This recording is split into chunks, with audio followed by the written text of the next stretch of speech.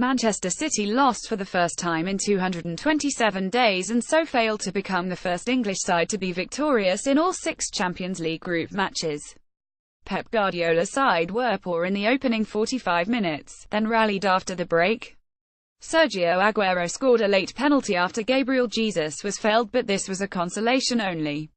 As an arch-winner, Guardiola will hate losing, but having chosen a weakened 11, the manager can be phlegmatic as preparation for Sunday's 175th Manchester derby now begins.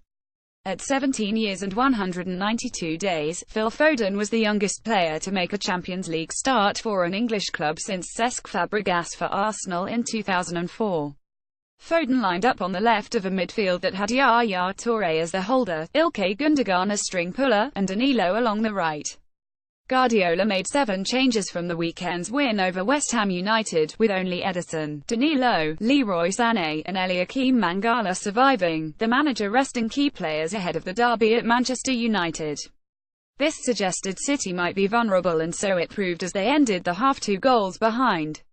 There was an early scare when City defender Tosin Adarabioyo's miskick let Taras Stepanenko in along the left. This allowed Stepanenko to play in Facundo Ferreira, but his shot was blocked. Moments later, Guardiola displayed his penchant for interacting with opposition players. When Danilo and Bernard clashed, the latter was given a friendly hug. This was all occurring in an OSK Metalist stadium that had plenty of empty seats, which was understandable given Shakhtar's home is 155 miles away, in what remains a war zone. From this juncture, Guardiola's mood darkened to disquiet. First, he believed Foden had been felled. Then, as he remonstrated with the 4th official, Paulo Fonseca's side broke and, after play switched to the right, Marlos warmed Ederson's fingers for what was a comfortable save. On 26 minutes the Brazilian could do nothing about Bernard's opener. Danilo, though, should have done. In backing off, he allowed the Shakhtar winger time to fashion a sweetly struck curler beyond Ederson into his top left corner. That advantage could and should have been doubled by Ukraine's champions virtually from the kickoff. Once more it was Bernard who had time to aim at Ederson's goal, though this time, the City keeper made a save to his left. Fonseca's men did score a second soon after, however. Yet again it stemmed from City's right as a long ball bounced into space. Ederson mistimed a charge out and Ismaili turned it into an open goal.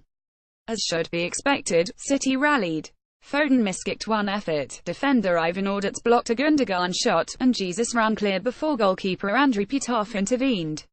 Yet by the interval City had to defend 2 corners, and Tazon became the latest Shakhtar player to unload at Ederson, though the effort went high. Despite the City's dire showing in the first half, Guardiola decided against any changes at the interval. A bright beginning saw Bernardo Silva find Sané, whose first-time shot forced Pitov into a save. The City manager, though, was soon angered again due to yet another Shakhtar foray down the left.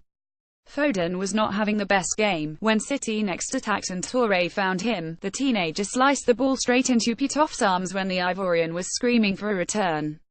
There was, at least, some consistent City pressure now. Silva stirred the ball up for a misdirected header and Guardiola applauded the effort. On the hour he made a move, swapping Sané for Brahim Diaz, an 18-year-old midfielder making a third City appearance and who added some required zest. In a bid to protect the unbeaten record, Guardiola next brought on Aguero for Fernandinho.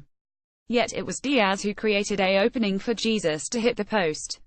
Aguero slotted in the spot kick in added time, but it was not enough.